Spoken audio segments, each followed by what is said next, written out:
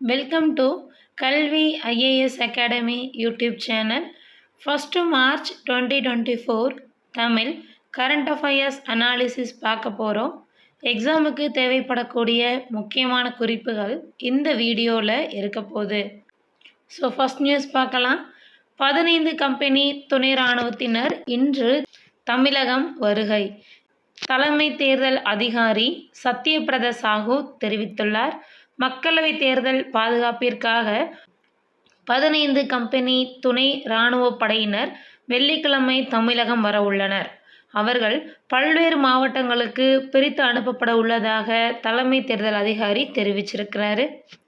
Next news, Modi அரசின் உத்தரவாதத்தில் கொடுத்துருக்குறாங்க. Start up மூலம் வளமையை உறுதி செய்தல். இந்தியா உலகின் 3வது பெரிய ஸ்டார்ட் அப் சூழலமைப்பு கொண்ட நாடு. நெக்ஸ்ட் ஒன், 10 லட்சம் பேருக்கு புதிதாக மருத்துவ காப்பீட்டு அட்டை. அமைச்சர் மா சுப்பிரமணியன் அவர்கள் தகவல் தெரிவிச்சிருக்கிறாங்க. நெக்ஸ்ட் நியூஸ், புத்தாக்க தொழில் நிறுவனங்கள் 7600ஆக உயர்வு. அமைச்சர் அன்பரசன் அவர்கள் தெரிவிச்சிருக்கிறாங்க.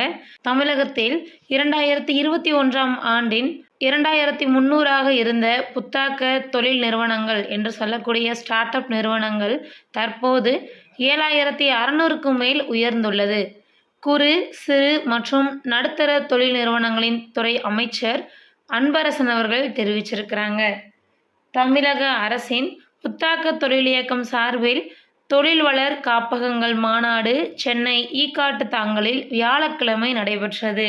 இதில் 15 மகளிர் புத்தாக்க தொழில் நிறுவனங்கள் மற்றும் சிறப்பாக செயல்பட்டு வரும் 15 தொழில் வளர் காப்பகங்களுக்கு ரூபாய் 89.70 லட்சம் நிதி உதவியை அமைச்சர் அன்பழகன் அவர்கள் வழங்கினார். நெக்ஸ்ட் நியூஸ், 3 விவசாயிகளுக்கு நம்மாழ்வார் விருது முதல்வர் மு.க. ஸ்டாலின் வழங்கினார். வேளாண்மையில் சிறந்து விளங்குறவங்களுக்கு தான் நம்மாழ்வார் விருது கொடுப்பாங்க. இதுதான் அதனுடைய நோக்கம். ஸோ அதன்படி பார்த்தீங்க அப்படின்னா நிகழாண்டில் தஞ்சாவூர் மாவட்டத்தைச் சேர்ந்த கோ சித்தருக்கு நம்மாழ்வார் விருதுக்குரிய முதல் பரிசாக ரூபாய் 2.5 லட்சமும், திருப்பூர் மாவட்டத்தைச் சேர்ந்த கே.வி. பழனிசாமிக்கு 2ஆம் பரிசாக 1.5 லட்சமும், காஞ்சிபுரத்தைச் சேர்ந்த கு. எழிலனுக்கு 3ஆம் பரிசாக ரூபாய் 1 லட்சமும் வழங்கப்பட்டது. நெக்ஸ்ட் நியூஸ், மொரிஷியஸில் இந்தியாவின் நிதி ஆதரவில் புதிய விமான ஓடுதளம் 2 நாட்டு பிரதமர்கள் தொடங்கி வைத்தனர். மொரிஷியஸில் புதிய விமான ஓடுதளம், படகு இயங்குதுறை மற்றும் 6 சமூக வளர்ச்சி திட்டங்கள் ஆகிய இந்திய நிதியுதவி திட்டங்களை பிரதமர் நரேந்திர மோடி, மொரிஷியஸ் பிரதமர் பிரவிந்த் ஜக்நாத் ஆகியோர் இணைந்து காணொளி மூலம் தொடங்கி வைத்தனர். நெக்ஸ்ட் நியூஸ், காரிஃப் பருவத்துக்கு உர மானியம் ரூபாய் 24,420 கோடி மத்திய அமைச்சரவை ஒப்புதல்.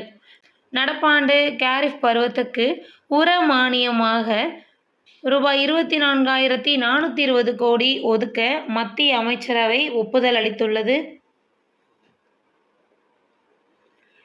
சூரிய மின் உற்பத்தி திட்டம் கொடுத்துருக்குறாங்க. பாக்ஸ் கண்டென்ட் 75,021 கோடி மதிப்பீட்டில் 1 கோடி வீடுகளின் மேற்கூரையில் சூரிய மின் தகடுகளை நிறுவி குடும்பங்களுக்கு தலா 300 யூனிட் மின்சாரம் கிடைக்கச் செய்யும் திட்டத்திற்கு மத்திய அமைச்சரவை வியாழக்கிழமை ஒப்புதல் வழங்கியது.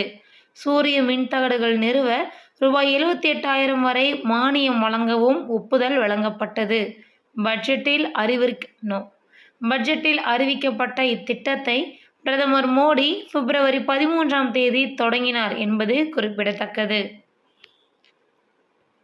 நெக்ஸ்ட் நியூஸ், தூத்துக்குடி ஸ்டெர்லைட் ஆலையை திறக்க அனுமதிக்க முடியாது.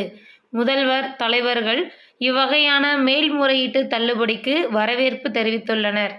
தூத்துக்குடியில் இயங்கி வந்த ஸ்டெர்லைட் ஆலையை நிரந்தரமாக மூடும் தமிழக அரசின் நடவடிக்கையை உறுதி செய்த சென்னை உயர்நீதிமன்ற உத்தரவுக்கு எதிராக வேதாந்தா நிறுவனம் தாக்கல் செய்த மேல்முறையீட்டு மனுவை உச்சநீதிமன்றம் வியாழக்கிழமை தள்ளுபடி செய்தது.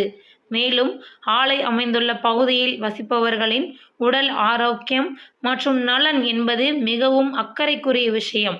அவர்கள் கவலையை போக்கி பாதுகாப்பது மாநில அரசின் பொறுப்பாகும் என்றும் உச்சநீதிமன்றம் கூறியது. நெக்ஸ்ட் நியூஸ், MH-60R ஹெலிகாப்டர் விரைவில் கடற்படையில் இணைப்பு.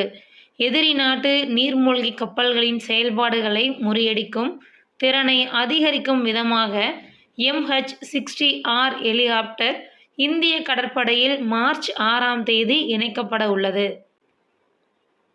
நெக்ஸ்ட் நியூஸ், 2024-25 பருவத்தில் 3.2 கோடி டன் கோதுமை கொள்முதலுக்கு இலக்கு மத்திய அரசு தெரிவிச்சிருக்கிறாங்க. நெக்ஸ்ட் நியூஸ், மேற்கு வங்கத்தில் பீரங்கி அழிப்பு ஏவுகணை பயிற்சி. மேற்கு வங்கத்தின் தீஸ்தாவில் உள்ள சோதனை களத்தில் பீரங்கிகளை தாக்கி அழிக்கும் ADGM பயிற்சியை இராணுவத்தின் கிழக்கு கட்டுப்பாட்டு தலைமையகம் மேற்கொண்டதாக இந்திய இராணுவம் தெரிவித்தது. திருசக்தி படைப்பிரிவின் கீழ் கடந்த மாதம் 20 முதல் 28ஆம் தேதி வரை நடைபெற்ற இந்த பயிற்சியில் ஒரு பீரங்கிக்கு ஒரு ஏவுகணை இலக்காக 260க்கும் அதிகமான ஏவுகணைகள் பயிற்சியின் போது சோதித்து பார்க்கப்பட்டன. சூழ்நிலைகளுக்கு ஏற்ப செயல்படும் விதமாக நிலத்திலிருந்தும் இராணுவ வாகனங்கள், ஹெலிகாப்டர்கள் ஆகியவற்றிலிருந்தும் ஏவுகணைகள் செலுத்தப்பட்டன. மூத்த இராணுவ அதிகாரி மேற்பார்வையில் நடைபெற்ற இந்த பயிற்சியில் 1500க்கும் மேற்பட்ட இராணுவ வீரர்கள் பங்கேற்றனர். நெக்ஸ்ட் நியூஸ், நிதி ஆணையத்தின் பரிந்துரையை மட்டுமே மத்திய அரசு செயல்படுத்த முடியும் என்று மத்திய அமைச்சர் நிர்மலா சீதாராமன் அவர்கள் தெரிவிச்சிருக்கிறாங்க. நெக்ஸ்ட் நியூஸ், இந்தியாவில் சிறுத்தைகள் எண்ணிக்கை 13,874ஆக உயர்வு. நெக்ஸ்ட் ஒன், உணவுக்காக காத்திருந்தவர்கள் மீது இஸ்ரேல் இராணுவம் துப்பாக்கிச்சூடு, 104 பாலஸ்தீனர்கள் உயிரிழப்பு. இதோட இன்னைக்கான கரண்ட் அஃபேர்ஸ் முடிஞ்சிடுச்சு. தேங்க்யூ அண்ட் தேங்க்ஸ் ஃபார் வாட்சிங்.